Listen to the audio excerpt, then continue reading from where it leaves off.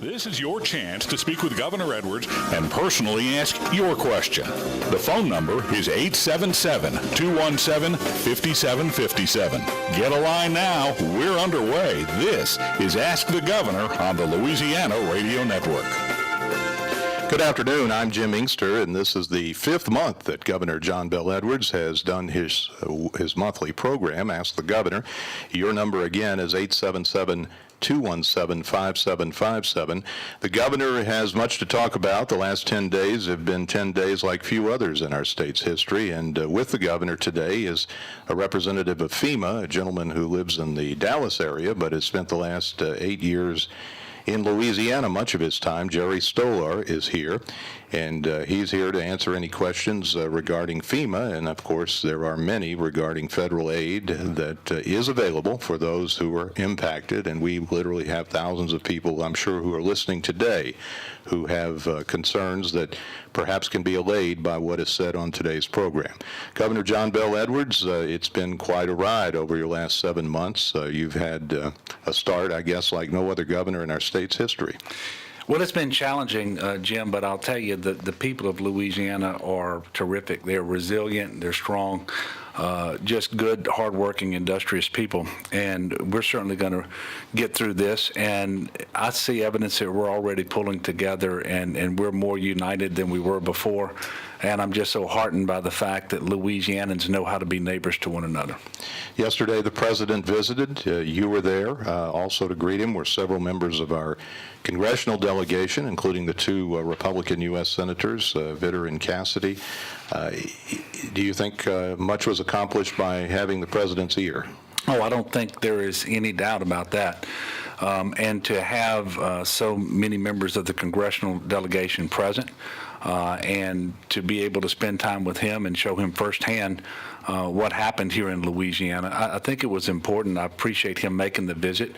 I was also given the opportunity to make some very specific requests, and in fact, they were in a letter that I gave to the president, and I think that letter's been made available to the public, to the press, so people can see the types of assistance that we're asking for. And I had the opportunity to go item by item and really have a good conversation with the president, and appreciated his attention throughout that time period. And now because some of these things he has the discretion to do, some of which will require help from Congress, and some things actually require supplemental appropriation. So this is going to be a team effort, and I look forward to working with the president, with Congress, continuing to work with FEMA, and all the people of Louisiana, and especially our local elected officials and faith-based groups and civic organizations, to really allow our state to move forward, to recover as we should, and just return to a sense of normalcy. I think at last report, 117,000 Louisiana residents had filed claims. That number, of course, will go up. But what is available and who is eligible? Well, the number that you referenced, those are the numbers of individuals, I should say households, that are registering with FEMA for disaster assistance claims. And I've got Jerry here, and I'm going to let Jerry introduce himself and go through the types of assistance that are available. I am excited about an announcement that we're going to make later this afternoon to talk about the next step in getting people back in their homes and other housing assistance that we're going to make available to them. But at this point, I'll ask Jerry to walk through the types of assistance that are available to individuals today. Thank you, Governor. Again, my role here is the federal coordinating officer, so I'll be leading the entire federal recovery effort for this program. Before I talk a little bit about the types of assistance, I just want to point out that we are getting money into the hands of survivors even as we speak, and to date over $132,500,000 has been approved. This includes over $113 million for housing assistance. I'd also like to point out that for public assistance, which is relating to public entities and other local jurisdictions, we have just under $3 million right now, but we're working very quickly to expedite those payments so that we can keep those local governments and jurisdictions up and running.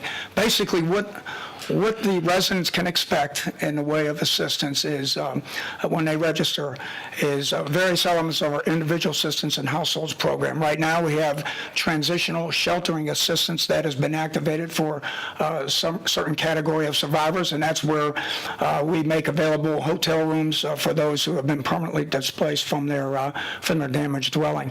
There's also rental assistance that's available for those who need to temporarily find someplace else to stay.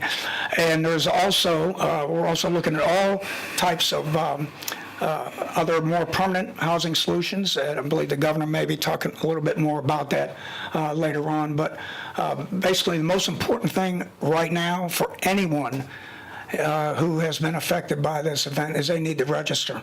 And they can do that at disasterassistance.gov or by calling 1-800-621-3362. Our number is 877-217-5757. We'll start with Aline in Iberia Parish. Good afternoon, Aline. You were on the show with the Ask the Governor show with Governor John Bel Edwards and Jerry Stoller, who is the federal coordinating officer for FEMA. Hi, Aline. Hi, sir. How are you? Fine. Okay, I just had a question because I'm right out of the city limit of Iberia Parish, but I'm in Iberia Parish because I'm in Ward 10. But I have a Generate zip code, and my light did go off that Friday, and I had to go to Lafayette, and when I came back, I had electricity, but it's not the point. And it said our area code, our zip code was not eligible for any disaster food stamp. All right. There were 8 parishes. And where exactly are you, Aline? You're in Iberia Parish? Uh-huh. Well, Ms. Aline, the federal disaster declaration on Tuesday of last week was expanded to include Iberia Parish. So if you sustain damage at your home, then you are under the FEMA rules entitled to assistance. Now, I don't know if you're talking about supplemental nutrition assistance, the SNAP program. So I'm not sure what you're referring to, but I can assure you that Iberia was listed. I was in Iberia Parish last Monday, by the way, with Jerry, and we talked to all of the parish officials. And by the way, Aline, I was back in Iberia Parish this morning, meeting with some folks as well. But you are entitled to assistance under FEMA. I do encourage you to register, as Jerry just indicated that you should, and then you'll be assigned a caseworker, and together y'all can explore exactly what assistance you're entitled to. And the place to go in Iberia Parish is South Louisiana Community College, 908 Ember Drive in New Iberia. So that is the physical address, and it is one of the first parishes that was listed for DSNAP benefits. Our number is 877-217-5757. You're listening to Ask the Governor, and we're going to take a short break and return with Governor John Bel Edwards and Jerry Stoller from FEMA after this time out on the Louisiana Radio Network. This is Jim Inkster. Michelle Southern is producing. Your number is 877-217-5757, toll free. Governor John Bel Edwards is at your service, along with Jerry Stoller, the federal coordinating officer for FEMA, who is working fervently regarding what's happened in our midst over the last 10 days or so. And we're going to go back to the phone lines with Spencer in Santa Moss. Spencer, good afternoon. You're on Ask the Governor. Hi, Governor Edwards. Coming from Sand Hill, I would just like to preface my question with referring back to the honor code and how you ran on that whole principle of not lying, cheating, stealing, or tolerating anyone who does. And so I noticed that when Trump made his announcement that he was coming to Louisiana, you asked him to instead make a sizable donation or to volunteer. And I'm just interested to know if you issued that same challenge to President Obama or Hillary Clinton. Yeah, Spencer, first of all, I'm well familiar with the honor code, but I appreciate you, going through that again. the fact of the matter is I didn't ask Mr. Trump to, instead of coming to Louisiana to make a contribution, I said he was welcome to come to Louisiana, that I hoped he would be helpful and not simply use the trip as a political photo op, which, by the way, he did not. And on Friday morning, in fact, Governor Spence called me. We had a very nice conversation, and he was sincere and genuine, both in expressing concern for Louisiana and telling me that the intention was to be helpful. Obviously, when the president came yesterday, his presence here was also helpful and gave me an opportunity to make significant requests to him in terms of our ongoing recovery efforts, but also to show a united front with the members of the congressional delegation that were there. And so, I think you're a little off base with the questions, but I can assure you that the president's presence here yesterday was helpful. James in Longview. James, good afternoon. Is that Longview, Texas, James? Yeah, I'm right along the Texas-Louisiana border, Governor, I know where you are. and all that. Basically, Governor, I just had a question about the flood. First, my sympathies to the victims. Basically, I'm just wondering, are you more in need of supplies or helping hands, like church groups or Red Cross or whatever, to come in and help this effort? Or are you urging people to stay back? First of all, no, I'm not urging people to stay back, and we need all of the above. We're looking for financial contributions to Red Cross, to the Baton Rouge Area Foundation, and there are a number of other worthy causes that you can contribute to.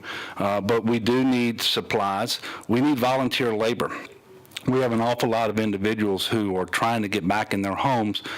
They need some help grubbing them out, taking out that wet drywall, carpet, flooring, insulation, that sort of thing. And we have a number of individuals who are old or infirm or otherwise just incapable of doing it themselves. And we have hundreds of AmeriCorps volunteers who are on the ground in Baton Rouge, who are, in South Louisiana. They're staging out of Baton Rouge, who are being directed to individuals who need help. But we really need help across the board, and I appreciate the question. And James, the simple fact of the matter, this was a historic, unprecedented flood where the rivers and creeks broke all known records.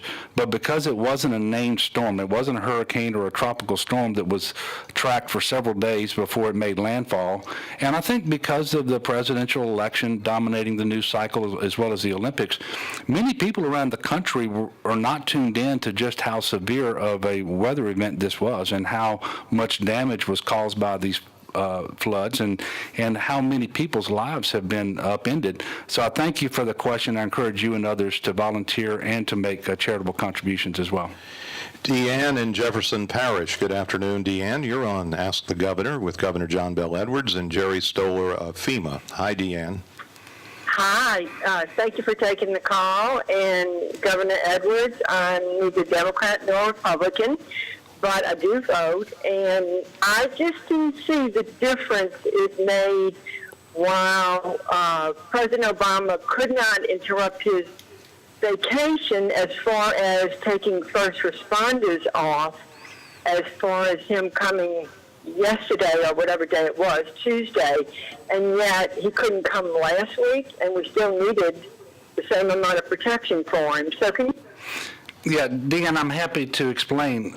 Last week through Friday, we were still in the response mode, meaning first responders were responding to calls for assistance. We still had record flooding in the southern part of Ascension Parish. We had flooding that was starting to occur down in St. James Parish, and we're actually worried about potential flooding in St. John as well.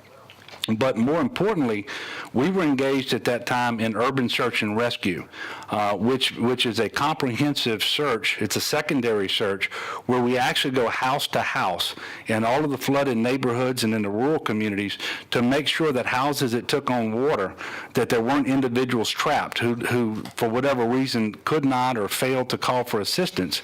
That is very intensive in terms of the amount of people that you have to do that. In fact, we had a team of 70 people from Texas who were assisting with that. We needed every available first responder, whether they were city police officers, sheriff's deputies, or state troopers, to engage in that effort along with the National Guard and other folks. And it would have been premature for the president to come given his security requirements, and have us shut down the interstate, shut down every single intersection where he's going to be traveling, and to secure him wherever he was going. And so I asked him last week to wait until we got out of the response mode to come and visit. And so from my perspective, his visit was timely.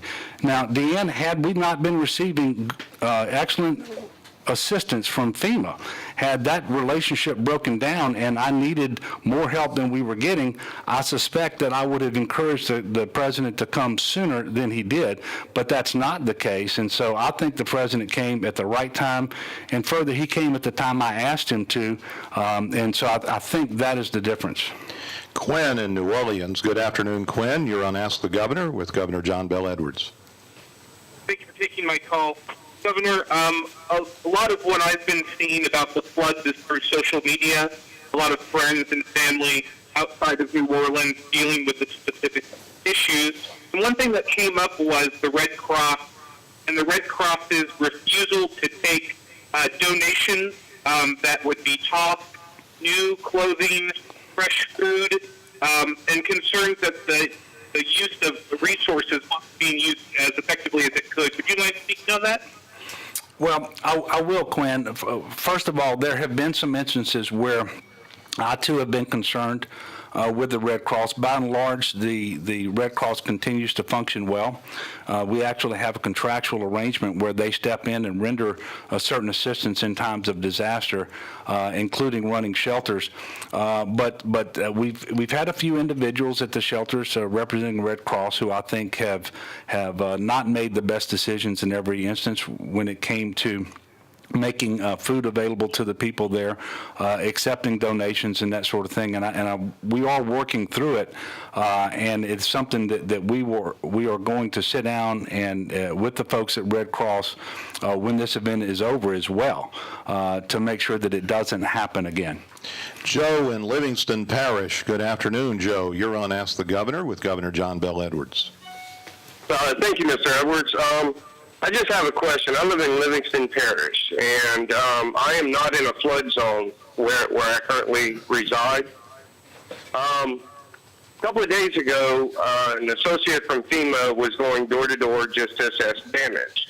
Now, this gentleman, when he came into my yard, I spent a few minutes talking to him, just asked him, you know, what kind of work's he doing? So he tells me he gets paid on a production basis, and the more people he assesses, the more he gets paid. Now, this gentleman spent less than 10 minutes at my house. I showed him a picture of my vehicle, which was under about 2.5 foot of water. Tried all my circuits. Nothing's working in my car. So, like I said, he spent about 10 minutes. He left, and the next day we get an automated phone call from FEMA saying we were denied any claim. So I went through the process. I called FEMA. The lady I spoke to was very helpful, gave me a bunch of numbers, but now I have to file an appeals with FEMA. But before I do that, I have to fill an application with the FBA.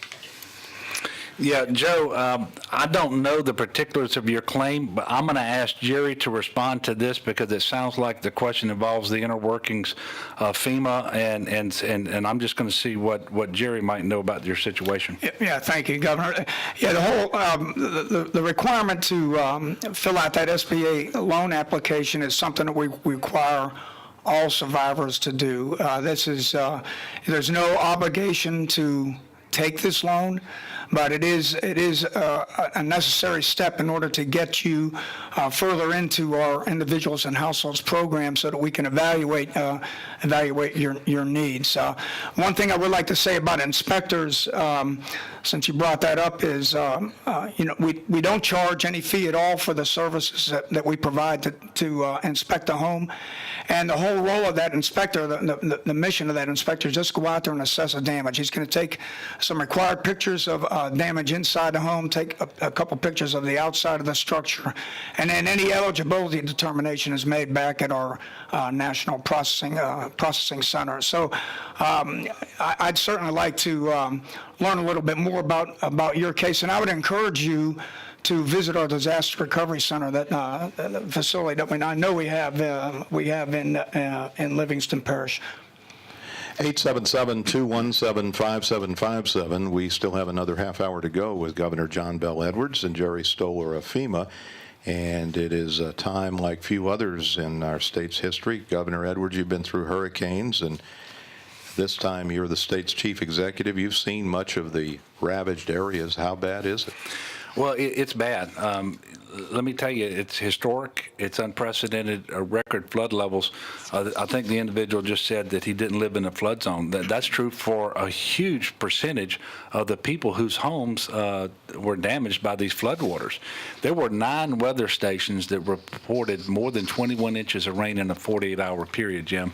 And we had flood gauges all over South Louisiana showing records. In fact, we had flood gauges that were washed away in the flood, and we don't know how high the water got in certain areas. So the probabilities of experiencing this severe rain is approximately 1 in 1,000, which is why they're saying this is a 1 in 1,000 year rain event. Mm-hmm. Well, it's something the state will have a long time to recover from, but the early going, there has been much activity. Are you satisfied that things are running smoothly? Yeah, but not satisfied to the point where we're not going to keep ironing out the wrinkles and making sure that they work better. But the relationship we have with the local government, with our partners at FEMA, I think has been very productive, and I'm satisfied with it. We'll return and spend more time with Governor John Bel Edwards. Your number again is 877-217-5757. This is Jim Inkster. Thank you for joining us. 877-217-5757 is your number for Governor John Bel Edwards. That's 877-217-5757. The show is Ask the Governor. This is the 5th month the governor has come before the masses to answer your questions, and he will be back on September 21st for his 6th program, and hopefully by then things will be much better. But there is still work to be done and questions to be asked, and we go back to the phone lines with Cookie in Lafayette. Good afternoon, Cookie. You're on the air with Governor John Bel Edwards. Well, hello there. Governor Edwards, thank you so much for providing the service to us. I think it's a very worthwhile service, and I look forward to hearing all the people calling in every time we have an Ask the Governor, program, KPEL. Thank you, Cookie. One thing I wanted to ask you, sir, and it may not be directed to you especially, but we were in Gonzales, a little place called Santa Maria, yesterday, helping my sister-in-law. She's in a rural community over there, and we understand the populated communities, because you can get more bang for your buck, so to speak, in getting people up to speed there than the rural communities. My question is, okay, we have the Cajun Navy, first of all, getting all these people with water in their homes out into safety. Okay, that was, first responders and all that. All right. Then the second thing is to provide shelter, food, housing for these people that are displaced. And the third thing is, and it's kind of important, it's getting in there, getting their houses cleaned up as much as possible, and getting for reconstruction, if you will.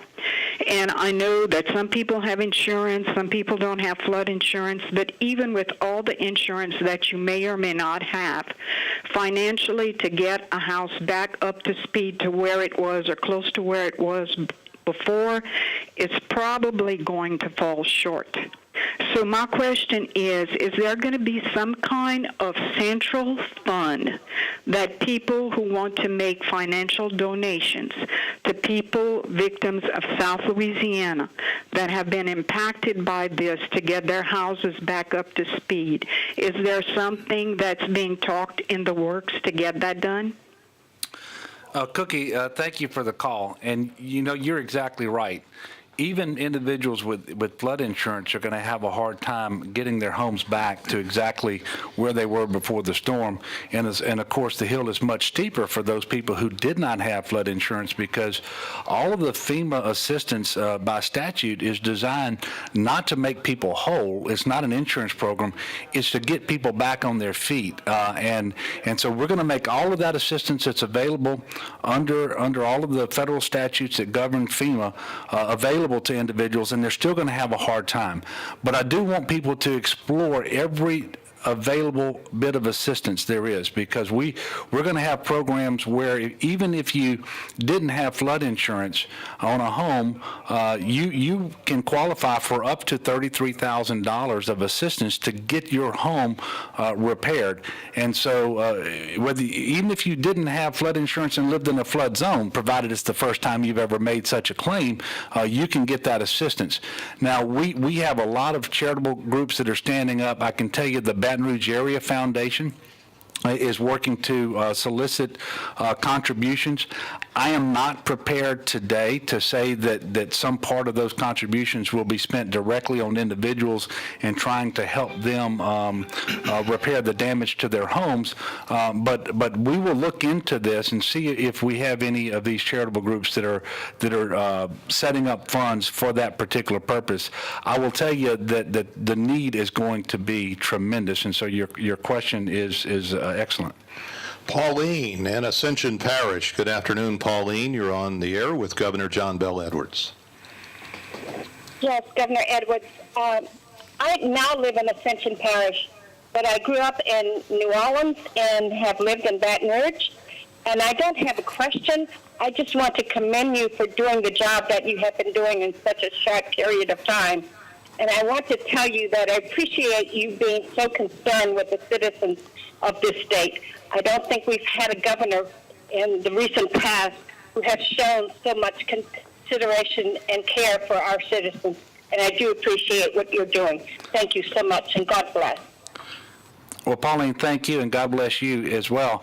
I will tell you that we've got a great team at the state in terms of our GOSEP, the state police. We've got the best National Guard in the country, the Fire Marshal's Office, the Wildlife and Fisheries, just the entire team, but really it's the first responders. And in many cases, it's the faith-based community in Louisiana and just people being neighbors to one another. And I am delighted to see so much in terms of people just coming together so that we can overcome this adversity. But I appreciate your comments, Pauline. Moby in New Orleans. Moby, you're on the air with Governor John Bel Edwards. Good afternoon, Governor. First of all, I really commend your courage and your sincerity about the citizen of Louisiana at this troubling time. The two questions I have is, first of all, can we provide a tax holiday for building material for all the affectees? So whatever federal assistance they are getting, they can stretch the dollar. And the second is that if state police can oversee the price gouging as far as the hotel availability, so those people who cannot afford a regular $100 hotel for a $200 a night, they can at least have a sigh of relief that they can afford temporary housing. Well, Moby, thank you for the questions. The second question first. Price gouging is against the law. It is defined in statute. And if you believe, whether it's a hotel or a store or anybody else is engaged in price gouging, I do encourage you to report that to law enforcement. And you can even report that directly to the State Attorney General's office, which really has the primary jurisdiction to making sure that price gouging doesn't happen. And then when it does happen, that those individuals are corrected as soon as possible. With respect to a tax holiday for building materials, I will tell you that I don't believe that is within my authority. There are certain things that a declaration of emergency allows me to do in terms of waiving certain statutes, but those are fairly limited. So it's not something that I can do on my own, but it is, potentially something we can explore later, but it would require legislative action. Mike in Lafayette. Good afternoon, Mike. You're on the governor's program. Ask the governor. Good afternoon. There's everyone is told to contact FEMA and register and make an application. I have heard, people that have been rejected saying you own too much property, your income is too high. What, are there any guidelines that we can? No one seems to be giving us any guidelines as to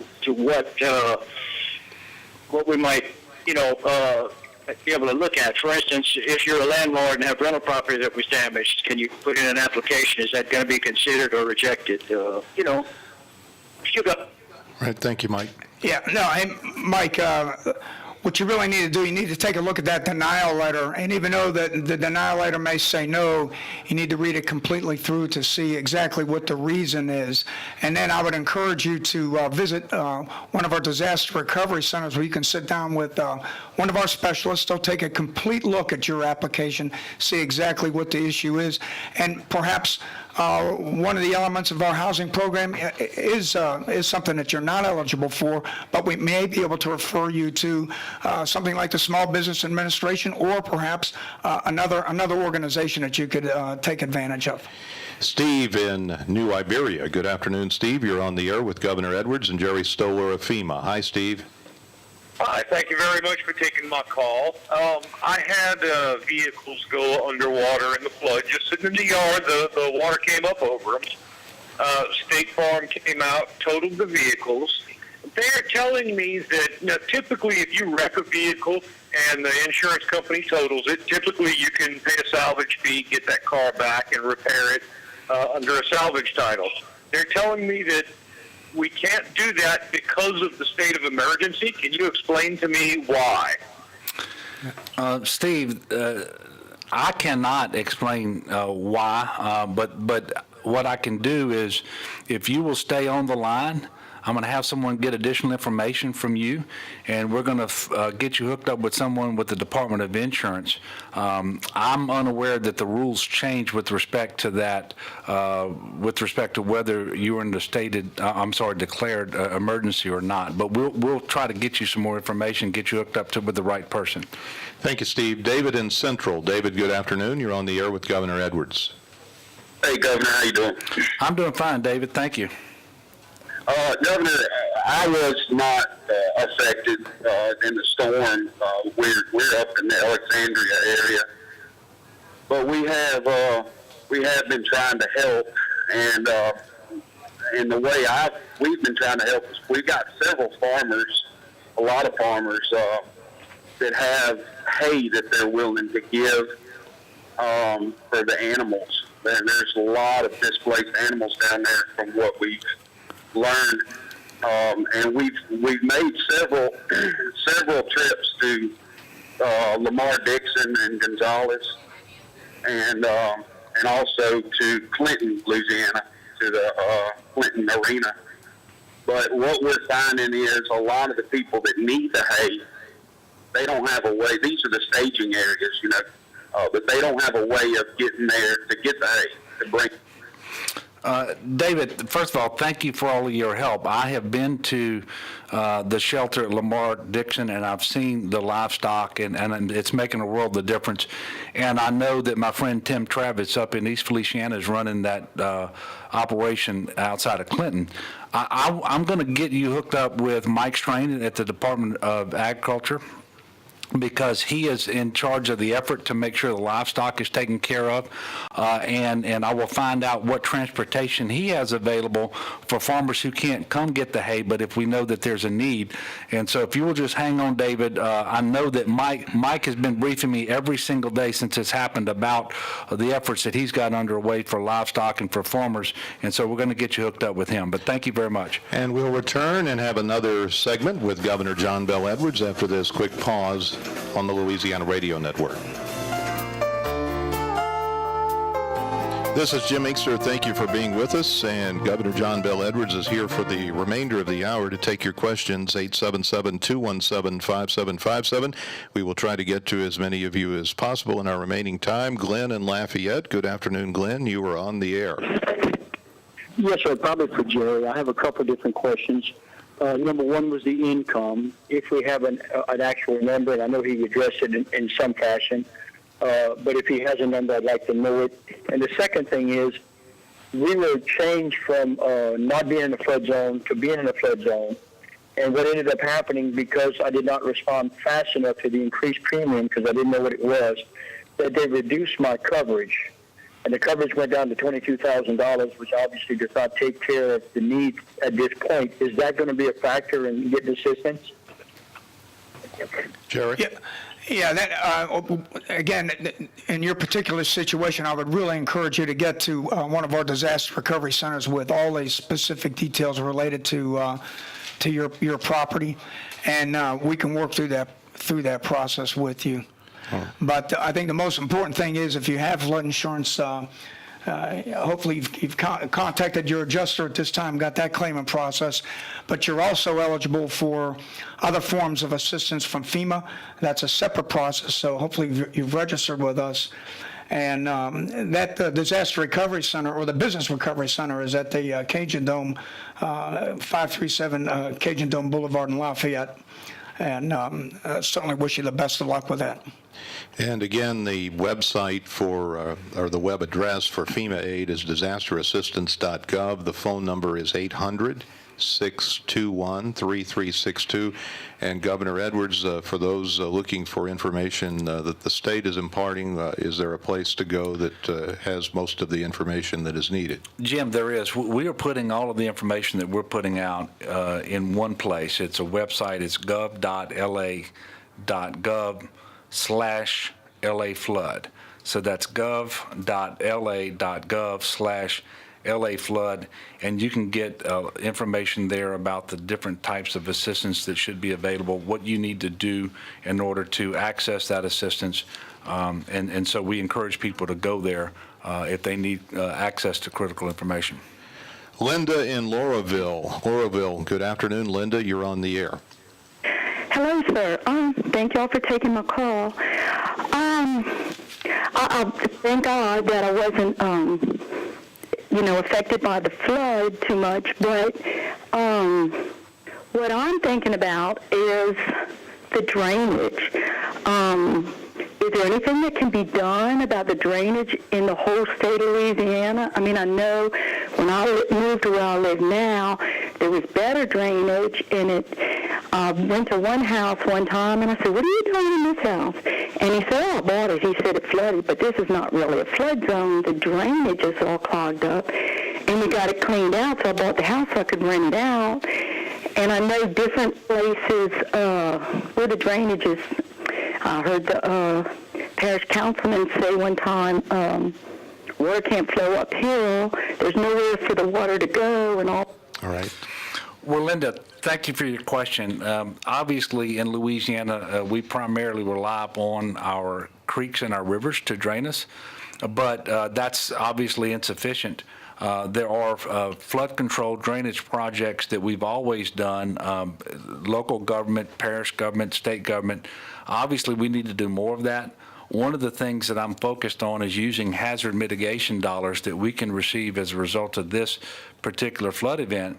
And rather than using those dollars to raise people's homes, because, most of those homes weren't in flood zones to begin with, is we're going to use those dollars for construction projects to channel the flow of water, so that the water is directed away from people's properties, and so we can minimize damage that way. So that's one of the things we're focused on, and one of the things, obviously, that I specifically talked to the president about yesterday is the Comite River Diversion Project north of Baton Rouge. And look, this was a record flood event. I don't think there was anything that we could have done that would have prevented the flooding, but there are events where you have less rainfall that perhaps the flooding could have been controlled completely north of Baton Rouge with respect to this particular project, and it might have lessened the severity of this particular flood event in some areas.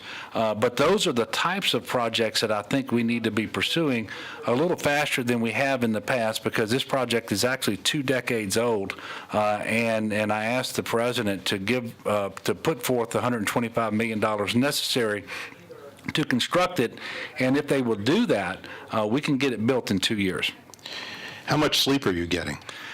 Not as much as I would like, Jim. I appreciate you asking, but look, my life is so much better than so many people's. And when I go out and I go to the shelters, or when I go to people's homes, or I just bump into people and they tell me about the impact that they've had at their homes or their businesses as a result of this flood, I know that me and my family, we are very blessed.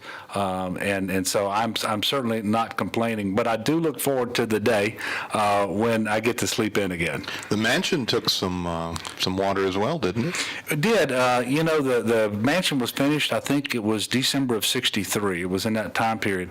And this is the first time that it's flooded anywhere near this extent. In fact, the state inventory of buildings, of all the buildings the state owns in the flood area, the building that took the most damage was the governor's mansion. So we'll be out for a while, but I assure you that we're being well taken care of, and I look forward to getting back in the mansion. It's a great place to live, but until that happens, we're well taken care of. Sal in Lafayette. Good afternoon, Sal. You're on the air with Go. Hello. I had a question about damage other than flooding. For example, I live on a hill.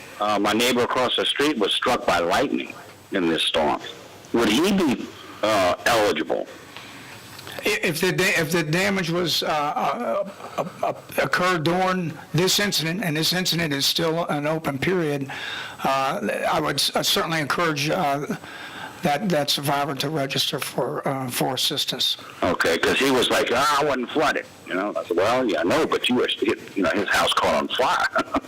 Well, and look, that's not a question of flood insurance either. And so, just about every insurance policy, homeowner's insurance policy, is going to cover damage that caused from a fire with respect to a lightning strike.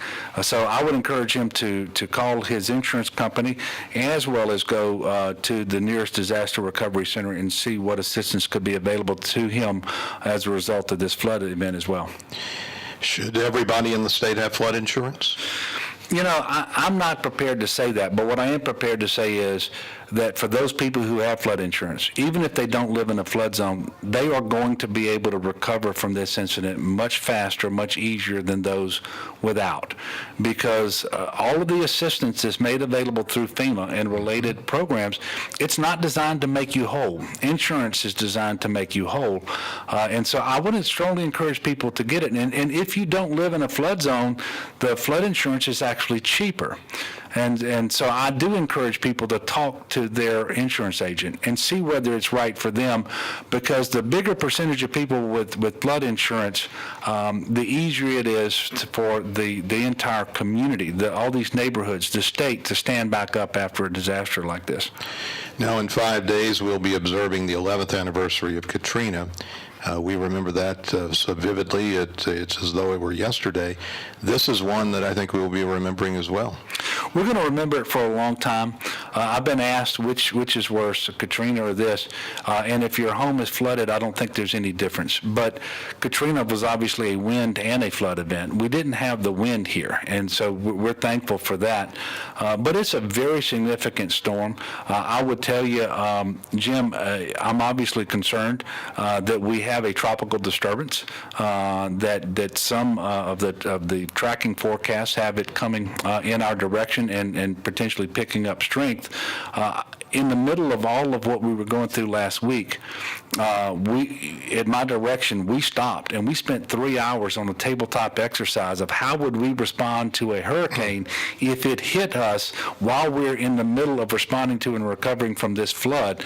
And I think it was time well spent, although I am praying fervently that no such hurricane comes this year while we're still in the midst of everything that we're going through. Thank you, Governor.